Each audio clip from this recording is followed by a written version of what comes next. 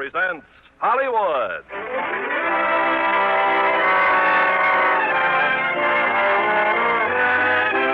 Lever Brothers Company, the makers of Lux Toilet Soap, bring you the Lux Radio Theater, starring Ronald Colman, Deborah Paget, and Robert Newton in Les Miserables. Ladies and gentlemen, your producer, Mr. Irving Cummings.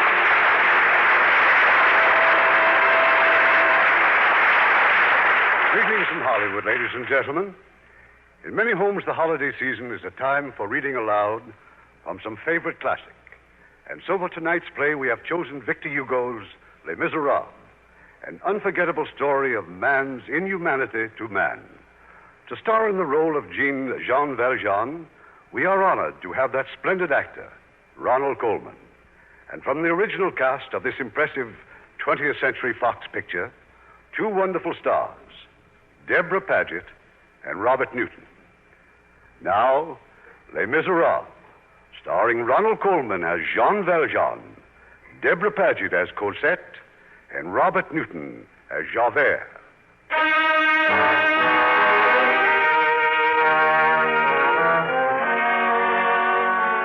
I did not know Valjean during the earlier years of his life.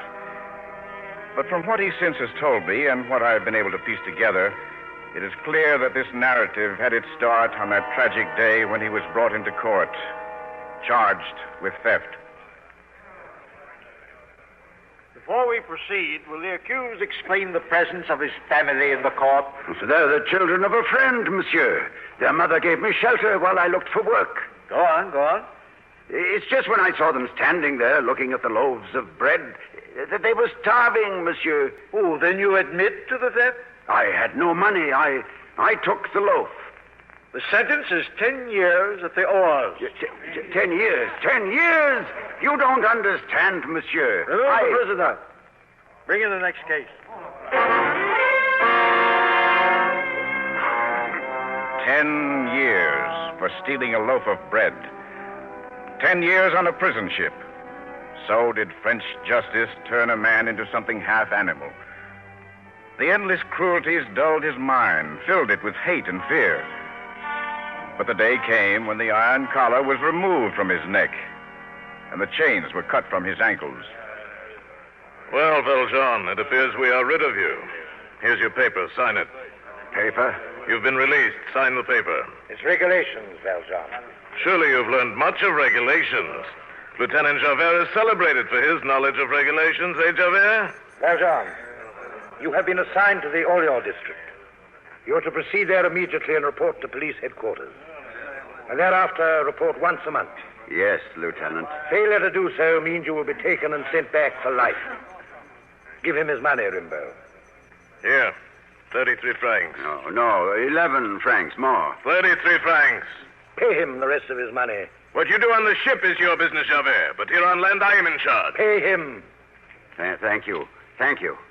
Stand to attention when you address a police officer. Now get out. As for you... Me, Lieutenant? One more offense and I'll report you to your captain. Oh, forgive me, Lieutenant. And allow me to express my grief. I read in your ship's report that an old man died at the oars. The lieutenant's father, was he not? Listen to me. My father was a fool, like every other criminal. He thought the laws were made for someone else. And if, as you say, you knew of him, then you know that I was born across the street, over there in the women's prison. I was raised by the law, and I know something of it. No offense, Javert, no offense. The law is hard, but it's wise and it's just. And there can be no compromise with it. Not for my father, not for Valjean, not for you, and not for me.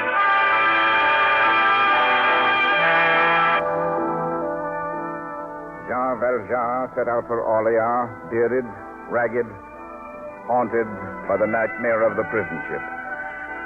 His meager funds were useless. He was a criminal. He could buy neither food nor lodgings. Driven from town to town, the time came when Valjean could go no farther. Please, I beg you. Won't you shut the door? The rain's beating in. Let me stay a few moments, then I'll go. It's warmer there by the fire, my son. 12 leagues I've walked today. They set dogs on me. I ask for food, they'll not give me any. I say I can pay, they turn me out. Madame Magloire? The door, yes, I know. No, just set another place for supper, please. Oh, you don't understand. I am a released convict, the galleys. We should be happy if you will join us for supper, monsieur. I can pay. I have money. No money. I am a priest. A priest? Oh, so you'll give me food and not take my money. I'll eat in the yard. Would you prefer that? But this is your home. It is church property, monsieur. It belongs to the people. Our meal is but a slight one, but you will make us happy by eating it with us. Thank you. Thank you.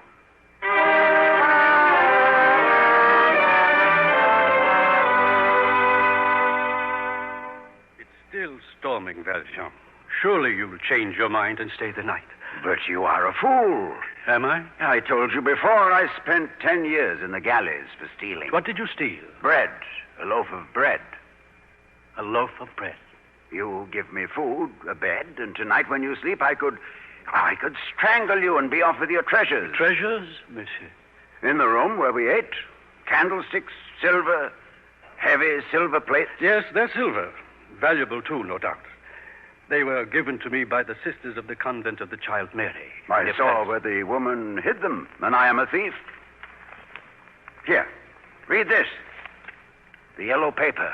Released convict, dangerous man. It was only fear that made them do it, Valjean. But do not forget that even in the most evil of men, there is some good. Look for it, my son, and you'll find it. Sleep well, Valjean. God rest you.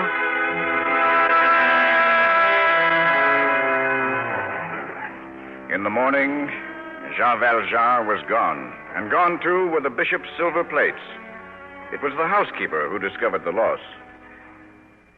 I told you, I warned you. Oh, that unspeakable creature, it's a wonder we're alive. And you stand here and tell me that... I stand here, madame, to tell you that someone's at the door.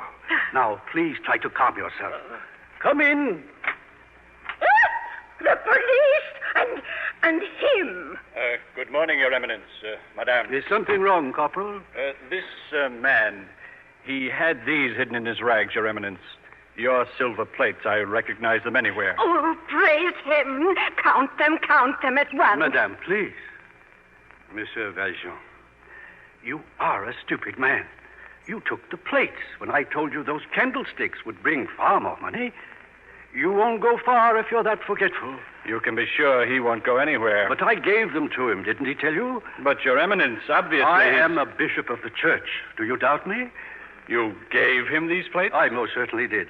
And now you have our permission to withdraw. Forgive me. I didn't know. You're letting me go? And this time, take the plates and the candlesticks. Use them wisely, Valjean, so that you may never have to go to the galleys again. No. I should thank you. It is the giver, my son, who receives the benefit of the gift. It is he whose soul is gratified because he's done something generous that sets him above his fellow men. Do you understand that? I don't know. It doesn't matter. Valjean, I would like you to pray with me. I'm not a religious man. Few of us are. Come, my son. We will try.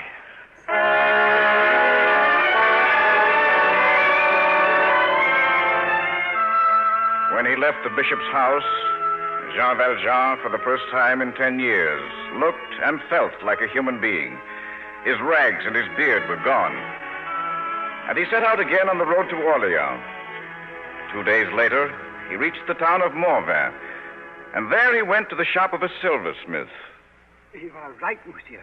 These are very fine plates. I can offer you 420 francs. Satisfactory? Yes, satisfactory. And now the candlesticks, if I may weigh them, monsieur? No, I've changed my mind. I've decided not to sell the candlesticks. But I am sure I can give you even more than... horses, a runaway, and a child in the carriage. Stay out of the street, monsieur. They'll run you down. Monsieur...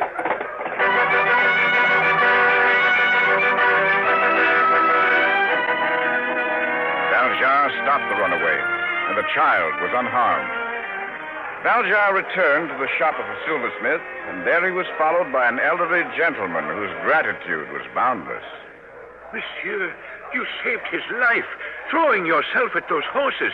That was my grandson, monsieur. You can thank me by leaving me alone and by telling those people out there to go about their business. You must allow me to do something in return. No, I have business with this shopkeeper. Then I must leave. I have to be in Orleans tomorrow, and already... Orleans? But I'm returning there myself within the hour. You are from Orleans, monsieur? Oh, I was on my way there to look for work. Then I could ask for nothing better. I am not without influence there. You have a trade, monsieur? A trade? Monsieur, What if you're looking for work? Monsieur Montu owns a factory here, the pottery factory. Well, as a matter of fact, I came here to arrange its sale. It's nothing to the one I own in Orleans. Perhaps pottery would interest you. Come, I'll show you through this little place. The money for the plates, monsieur. I will get it for you. the money, yes. If I were not a loyal citizen of Orleans, I would stay away. It is a vile and dirty place, monsieur.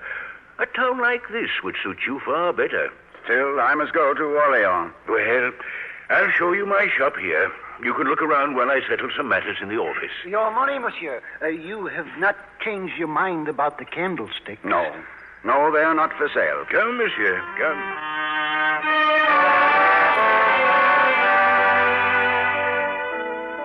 I was foreman of the factory. I was both puzzled and annoyed with the stranger who came in and asked so many questions and disturbed the workers. You wish something, monsieur? No, only to look. Then perhaps you're interested in buying. No. But you formed an opinion of our little factory. This product is poor. Well, now that you've expressed an opinion, perhaps you'll go on your way. Let go of my arm, monsieur. When you're outside, gladly. Now. Either you come peacefully or I...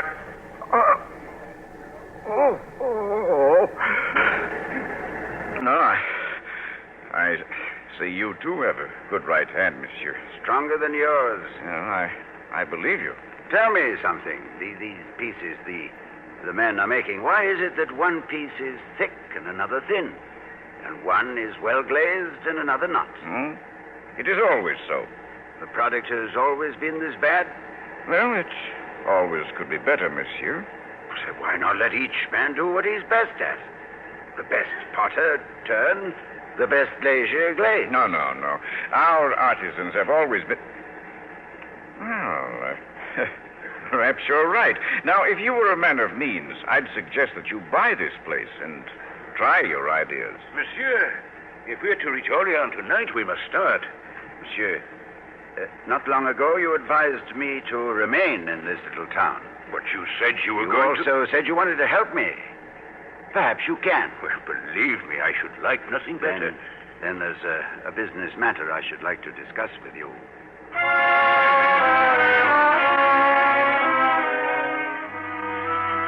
Montu sold the little pottery factory for next to nothing. Sold it to the stranger who said his name was Madeleine.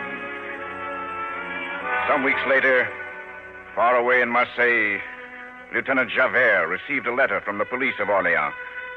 The criminal, Jean Valjean, had disappeared.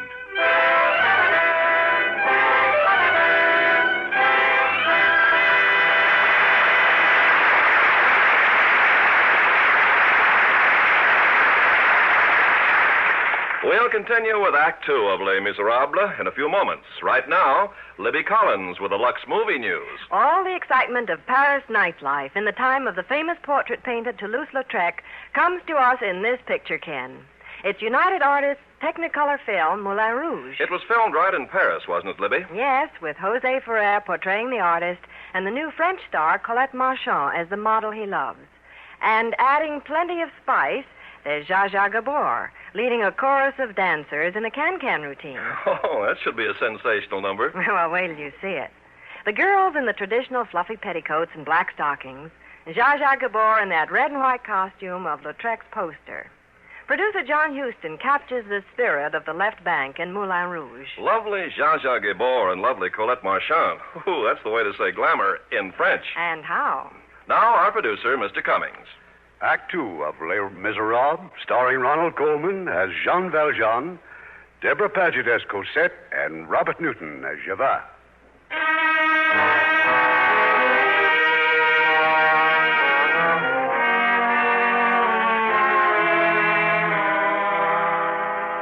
Years went by since Lieutenant Javert had ordered Valjean to Orleans, there to report to the police. But Valjean remained in the little town of Morvan. Here, under the name of Monsieur Madeleine, he has prospered greatly as the owner of the pottery works. And I, too, as his assistant. Stop worrying, Robert. Financially, we're in excellent condition, so forget about the accounts overdue. Now, what else? Your signature. The regular monthly draft to the convent of the Child Mary. Oh, yes, of course. Every month for 6 years. Why? Someday I may tell you. Now, what's this? Very official-looking paper? Well, the town council wants you to sign it. A petition to incorporate us as a city. A city, eh? Coming up in the world. So it would seem. Well? Why, it's ridiculous. Have you read this? I helped to write it. But it says they want to make me mayor. It's impossible. Oh? Why? Well, because I can't accept. Because I'm... Why, me, of all people. Because of what you've done for us. There aren't 50 people in this town who don't depend on this factory one way or another for their existence. Why, 6 years ago, this town was a mud hole. 6 years. What do they know about me before that? Mm-hmm. What difference does it make? They know who you are now. Makes a difference to me. Well, it doesn't to me. How do you know what I was before? Why should I care? I'll show you why. This is something I've never shown anyone before. A yellow paper, Robert. You don't have to show it to me. You knew about this? Do you remember when you first came to the factory? I didn't want you around, did I? I saw the mark of the iron collar still on your neck. You've known all these years. Yes, I've known and I've forgotten. Yes, but don't you see what this says?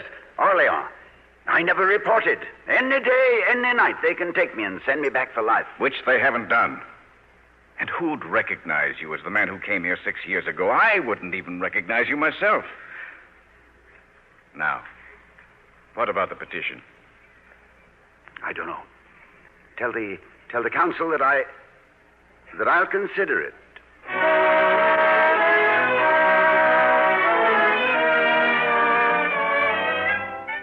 Some weeks later, Monsieur Madeleine became our mayor. We were now a city, and new officials were sent to us by the central government. Among them, an inspector of police. His name, Javert. My papers, Monsieur Madeleine. Thank you. You do not wish to examine them, Monsieur? Oh, I'm sure they're in perfect order, Inspector Javert. I come from Marseille, Monsieur. I've been in police work there for many years. It is my life. I have pride in little else except in being a good officer. I'm afraid you'll find your assignment here most tedious, Inspector. We're a quiet little place. I've heard this, Monsieur. Yet there is crime everywhere. And poverty, if one looks hard enough. I am sworn only to uphold the laws of France. I merely suggest that you do not look for evil where none exists. If I did that, Monsieur, I should be guilty of personal immorality and I would resign. Then we understand each other. I trust we shall work well together. I will bother you as little as possible. Thank you, Monsieur.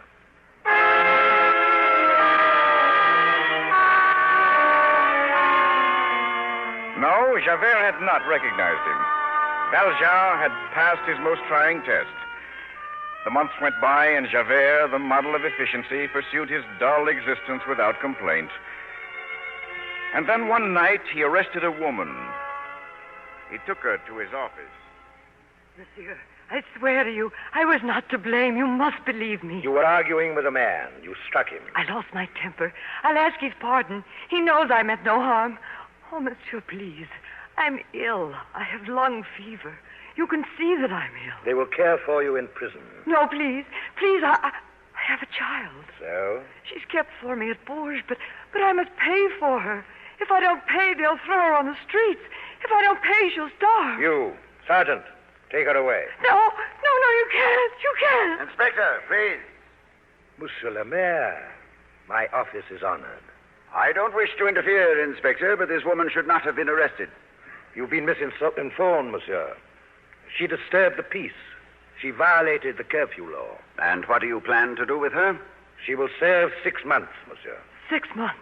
Inspector, the woman's obviously ill. Then I'll see that she's sent to the prison hospital. No, she will not go to prison. The man was drunk. I saw what happened. Had she been home where she belonged, the incident would not have occurred. This is a matter of law, monsieur. It is a matter of justice. They're one and the same, are they not? No, not always. I'm asking you to release the woman. As you wish, monsieur. Come, madame. I will not go to prison. No. And I'll see that you're cared for. And if you tell me where your child is, I'll try to bring her to you. Bring her to me? As quickly as I can. Good night, Inspector. Good night, Monsieur le Maire.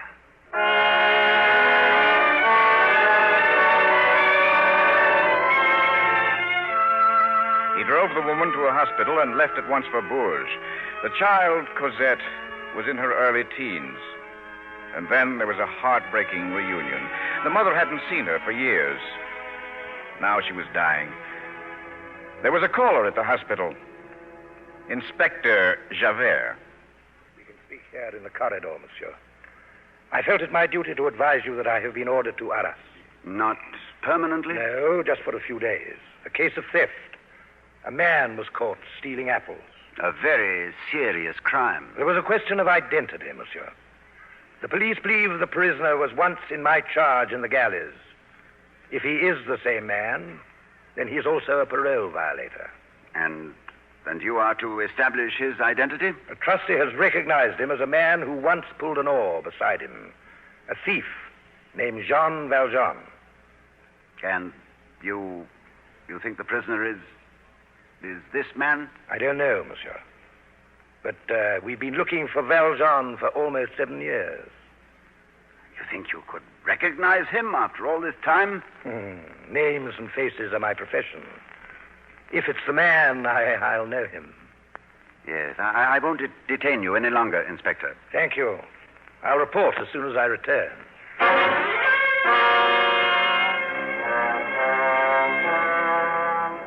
That same night, Jean Valjean also journeyed to Arras.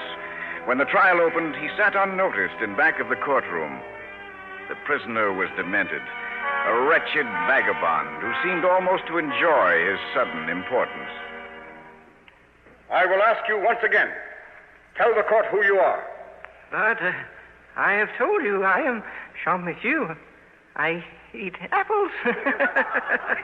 You still deny that you are Jean Valjean? That you served 10 years in the galleys? The prisoner will answer the questions.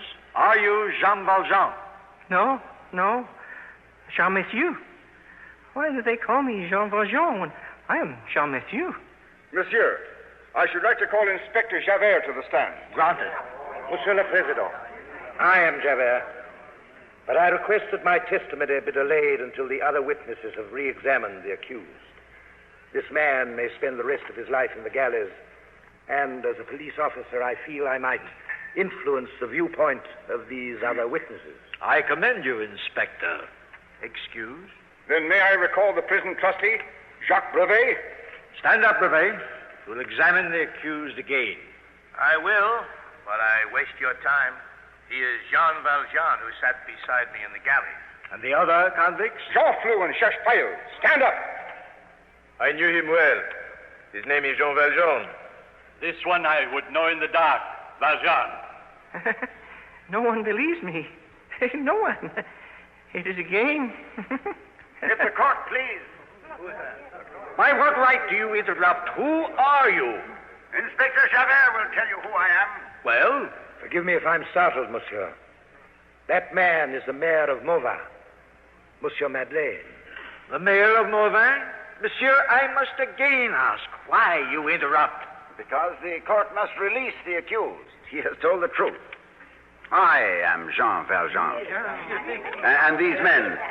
Brevet, Jean Flou, Cochepaille. Look at me, look at me. He is crazy. He is not Valjean. Ask Jean Flou to bare his right shoulder. There's a burn on the shoulder where he tried to efface his number. And you, Brevet, you used to wear a gold earring. It's no longer there, but the ear is still pierced. And you, Cochepaille, this poor wretch here could join you in the galleys for life. He's already an idiot. What difference would it make? He's a human being, and he's innocent. Tell the court who I am. If this is what you want, then you are Jean Valjean. All right? Monsieur, I think no further proof is needed. As there is no warrant for me, I shall return to Morvan. I'll await the disposition of the court at my home. Monsieur le Président, this is fantastic. I demand that Monsieur Madeleine be examined as to his sanity. There is no need. I am not insane. The galleys make the convict, monsieur, and the name and the position of Monsieur Madeleine had their beginnings in thievery, the theft of some silver from an old man. I cannot rail against fate. When I think what I might have done to this poor wretch, I know that I'm to be envied rather than pitied. Does the court excuse me, monsieur? You will hear next from Inspector Javert at your hole.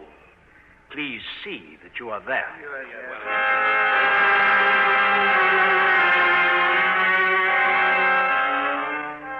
This was the terrible news that Valjean brought me the night he returned. And I, too, had news for him. Cosette's mother was dead. I've no time, Robert. I can't even say goodbye to Cosette. If I know Javert, he'll be here any moment. Well, where will you go? To England, if I'm lucky. Now, listen carefully. I've placed everything in your name. Dispose of the factory and make your way to England. If I can, I'll contact you in London through our agents there. And Cosette? Tell her the truth about me and why I couldn't see her. But England. Shall I take her with me? No. No, take her to Paris, the convent of the Child Mary. The sisters will care for her for the sake of Monsieur Madeleine. Tell her I'll always be close to her. Goodbye, Robert.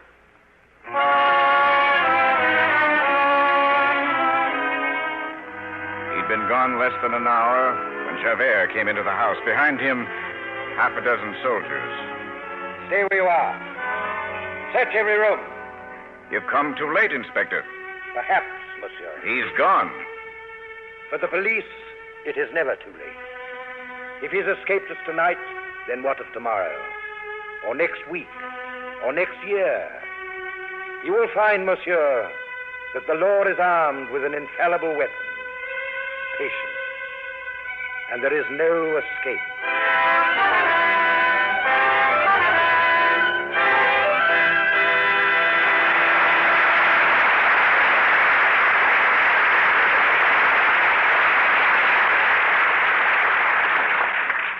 We'll continue with Act 3 of Les Miserables, but first our guest tonight, Melinda Markey, daughter of the famous producer. I hear, Melinda, you're rehearsing a play opening in Hollywood. I am, Mr. Cummings, but the big news is an opening here this week on Christmas Day. 20th Century Fox's My Cousin Rachel. That's the picture based on Daphne du Maurier's bestseller. Yes, and it stars Olivia de Havilland back after 2 years on the stage. Featured with her is Richard Burton in his first American picture. What a dramatic role Rachel offers for Miss de Havilland's talent. Burton accuses her of poisoning his foster father, her first husband. Yes, and he vows revenge, but instead becomes fatally infatuated.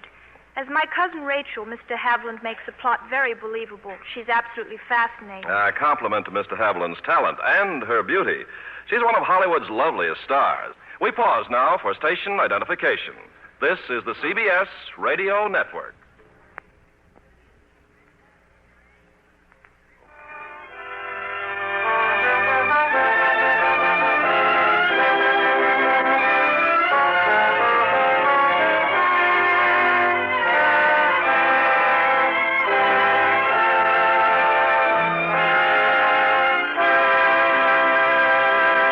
The curtain rises on Act 3 of Les Miserables, starring Ronald Colman as Jean Valjean, Deborah Paget as Cosette, and Robert Newton as Javert.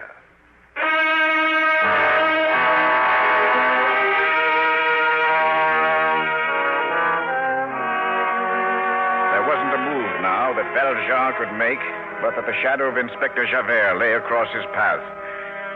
And someday, the shadow would become the man. For more than a year, however, Valjean remained safely in England. And then, on one of my trips to London, he told me his plan. So I'm going back, Robert. I'm going back to France. Well, it's useless for me to warn you again. Actually, there's not too much to worry about. Cosette has helped make the arrangements. Cosette? Yes, I'm going to the convent. She's found work there for me. The old gardener has died. Well, I'll be the new gardener. The work will do me good, and I'll be near the child. She's all I have, Robert. Once you're back in France, Javert... First he must find me. And the convent walls are high and thick. God be with you, Jean.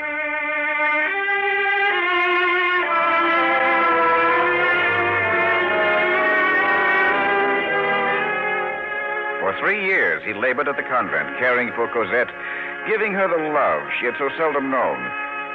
Cosette filled a great void in his life, and for the first time, I think, Valjean was truly happy. When Cosette's education was completed, I made arrangements to lease a house for them in Paris. Cosette was delighted, and for a few months, everything went well. Oh, how can I ever thank you, Father? I've never been so happy or so spoiled in all my life. Well, I knew you'd like Paris, Cosette. Oh, but the expense, this house, and the servants. Oh, we can thank Robert for much of this. He's made wise investments. No, dear, we have nothing to worry about. If that were only so. Nothing to worry about. Well, the police have more important things to concern them these days. There's going to be trouble, Cosette. Soon, I'm afraid. The revolutionaries, yes, I know. They're plotting to overthrow the king. And that's why you do well, my dear, not to see that young man again. But Father, Marius is studying law at the university. Besides, he's a royalist, a baron. Oh, his title means nothing to him. He told me so himself. Oh? And what else did he tell you, Father? He's a revolutionary. He's one of the organizers, Cosette. But if he's so open and honest with you, how can you dislike him so? Oh, I didn't say I dislike him. He means nothing to me one way or another. As for his honesty, it's true he's admitted he's a revolutionary. I met him in a cafe last week. I've had to learn to sense things, Cosette. Perhaps I'm too suspecting, but in his case I was right. When I faced him with it, he told me. And you don't want me to see him again? You like him so much? Yes. Then I'll leave the decision up to you. There's only one thing I ask. Marius must never come here. He must never know where you live. Don't worry, Father. He'll never know until you give me permission to tell him.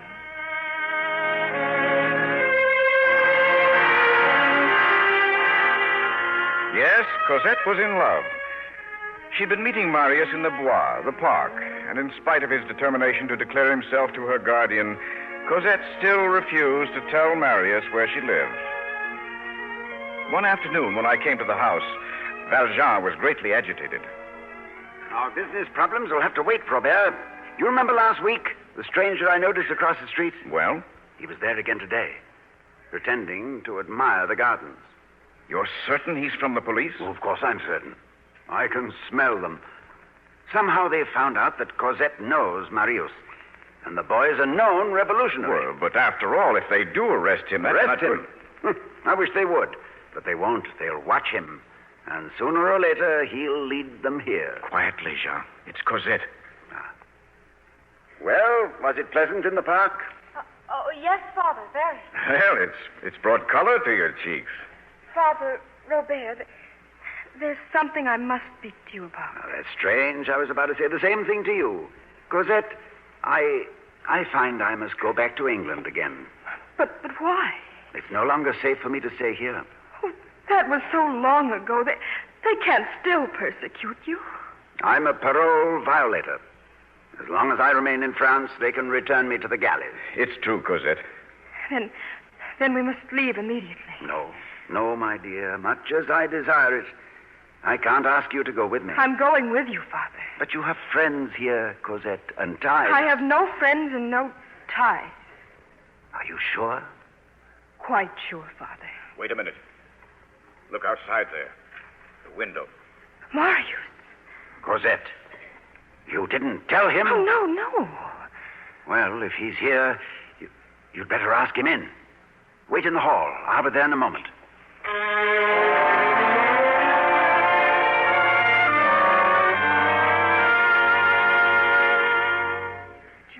You shouldn't have come here, Marius. I asked you not to. You promised me. I followed you, Cosette. I had to.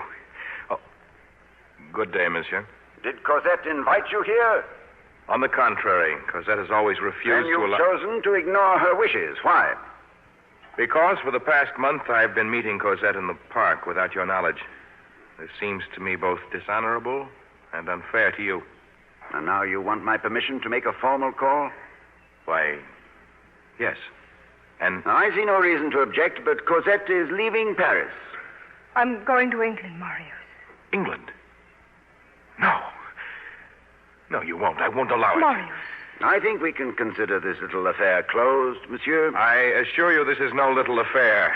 I've come to ask for Cosette's hand in marriage. Marriage? For she's a child. Do you think I'd even consider... She's not a child. Marius, father, please. I'd like to speak with Marius, father. Do you mind? I'll be in the study. Oh, I begged you not to come here. Why? So you could go to England without any unpleasant explanation? You know that's not true. I would have told you, but... Well, there are things you just don't understand. What difference does it make? I love you. You love me. You can't deny it. I never said so. No, not in words, perhaps, but... Cosette, he's dragging you to England just to keep you away from me. No, that's not the reason, Marius. He's cared for me since I was a child. I'm all he has. That's ridiculous. Does he think he can hold on to you forever? All I ask is that you wait just for a little while. I can talk to him, Marius. You can come to England. Oh, Cosette, this is child's talk. My place is here, and I want you with me. But you must make the decision. Here. Now. The decision is not mine, Marius. It is yours. Very well. A pleasant voyage, Cosette. And I've just one other thing to say to him. Monsieur. Well? She's going with you. But I warn you, there'll be other men who love her, and if you persist in running away with her, you will do her a terrible harm. I'm grateful for your advice. However, as I said, Cosette is still a child. There is yet... Cosette is a woman. She's beautiful. She's desirable, and you're in love with her. You want her for yourself. You won't face that, will you? But it's true. You know it. Get out. Be careful of your next rival, monsieur. You may not dispose of him so easily. Yeah. You heard what he said? It doesn't matter. The man across the street. He's returned. Make arrangements at once, Robert. We'll leave as soon as we can.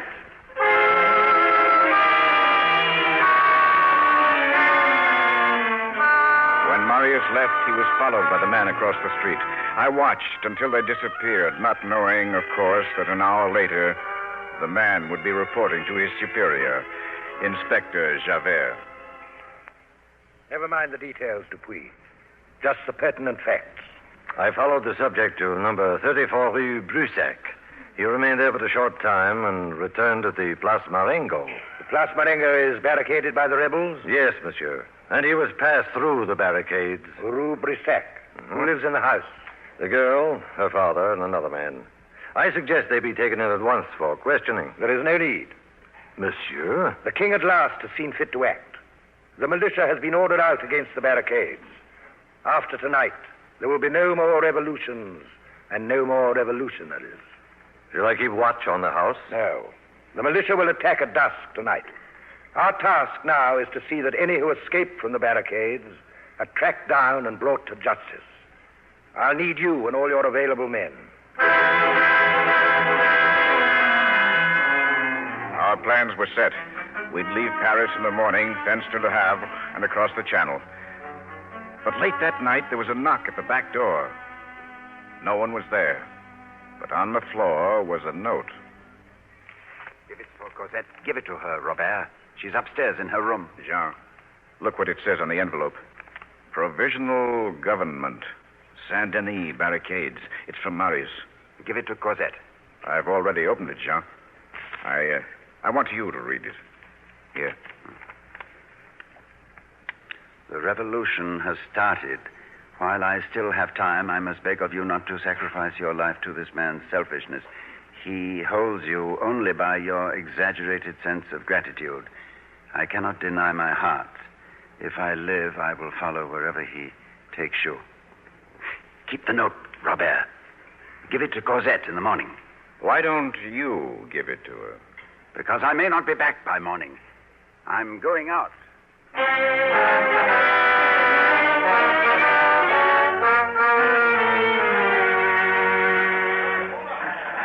Oh, you, Marius, a stranger. He says he must see you. Send him over here. Keep your hands up, citizen. Start walking. So, it's you. Yes. Well, monsieur? I intercepted your letter to Cosette. You'd risk your life coming here just to tell me that? I came here to tell you that you're right and you're wrong. I love Cosette, it's true, but not as you seem to think. And I love her too much to stand in the way of her happiness. I'm sorry. I said things in anger. That doesn't matter. You're free to go to her whenever you wish. You're a little late, monsieur. The militia's broken through. By morning, we'll be surrounded. Exactly. If you stay here, you'll be destroyed. Perhaps. But what Paris does tonight, France does tomorrow. So I stay. Now leave while you can. We've got a prisoner, Marius. Come quickly, the wine shop. Prisoner?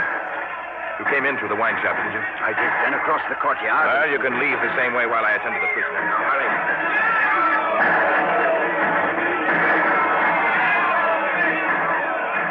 Here he is, Marius. He refuses to talk. I will talk now. You are Baron Pontmercy. I am Citizen Pontmercy. And I'm Inspector Javert of the police. I was in pursuit of a criminal when your men captured me. The man is a parole violator. You're wasting my time. Tie his hands, Gustave. Get back to your post. Wait. This has nothing to do with your revolt. I demand you allow me to do my duty and arrest him. He can't be far off. Closer than you think, Inspector. Monsieur, is this why you're going to England? This is an old score between him and me, Marius. Will you let me settle it? Here, take my pistol. You can get out through the cellar. They're charging the barricade, the militia. Get to your post. They're charging.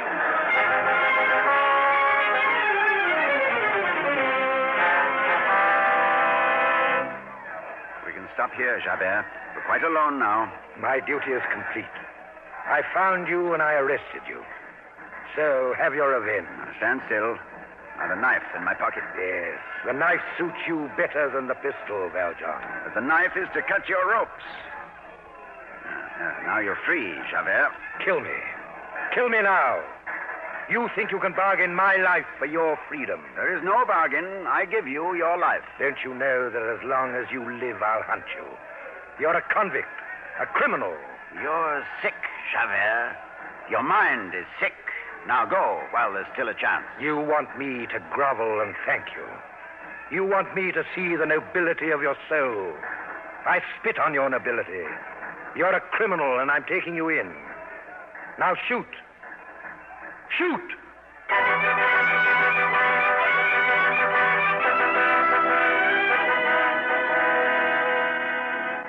Inspector Javert. Monsieur, you're bleeding. I'm all right, Dupuis. What's the man you went after, the convict? Escaped? Look at me. I'm a strong man. I had him in these two hands. But the oars, they give them the strength of animals. Yes, he got away. Fighting is almost over, monsieur. Most of the revolutionaries have been taken prisoner. There is one prisoner I want to see, Baron Pontmercy. He was badly wounded. He's a friend of the convict Valjean. I want to see him. Well, unfortunately, monsieur, Pontmercy has disappeared. How can a wounded man disappear? The barricades were surrounded. He was unconscious. We left him where he fell. When we returned, he was gone. There's only one way he could have disappeared. Through the sewers. But I tell you, he could not possibly have walked. Then he was carried. And I think I know who carried him. The convict? Wait, Inspector. I'll bring some men. No, no one. I'll find him myself. Alone.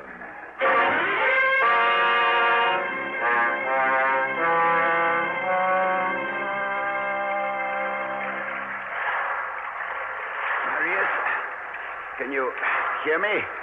I can hear you. Then take heart. We'll be out of this soon. I'll bring you to my house.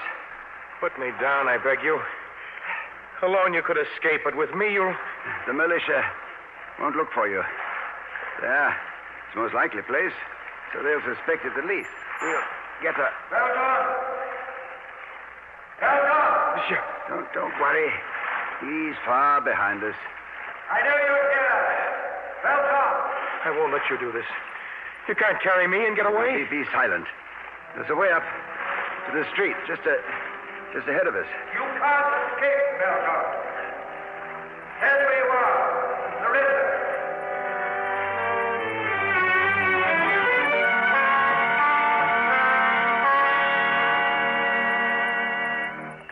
Just a few more steps, Marius. I'll get Robert, and then we'll... Put him down on the ground, Valjean. Javert.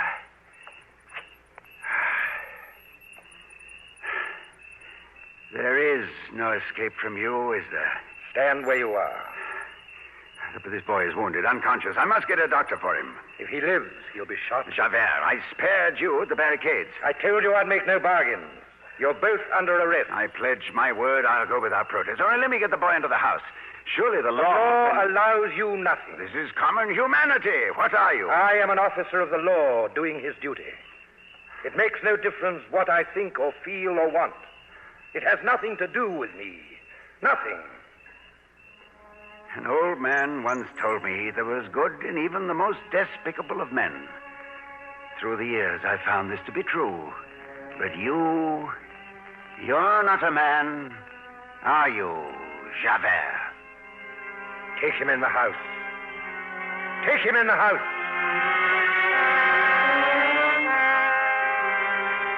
I had heard them coming, and I waited for Javert behind the door.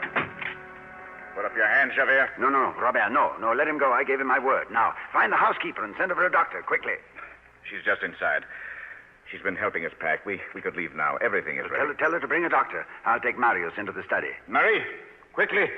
Run and fetch a doctor. Father, what is it? It's Marius, Cosette. He's been hurt. Marius. We'll need your help. Stay with him, Cosette.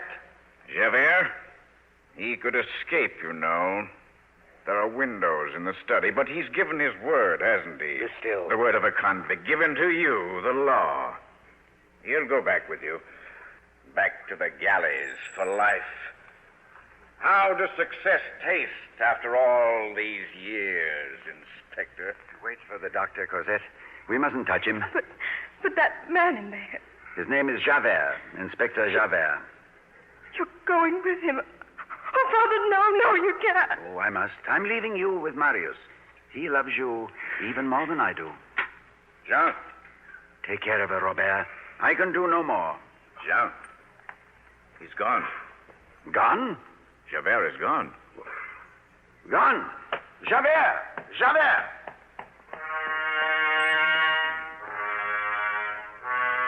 He looked at me, stunned, bewildered, and then turned and rushed from the house. Far down the street, the dim shadow of Javert was moving toward the river. Javert! Jean called to him, but Javert didn't pause. Javert! Javert had reached the bridge. He walked to the middle, mechanically, like a man in a dream. And he climbed the rail and plunged to his death.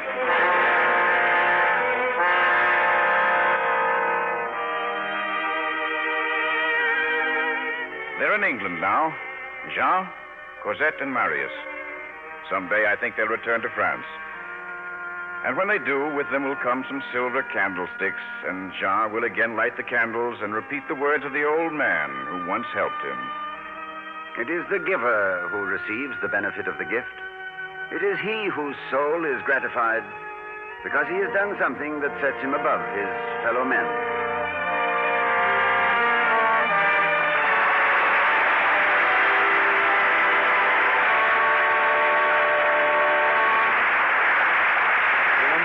Stars will return. And what a Christmas present they've given us. Ronald Colman, Deborah Paget, and Robert Newton.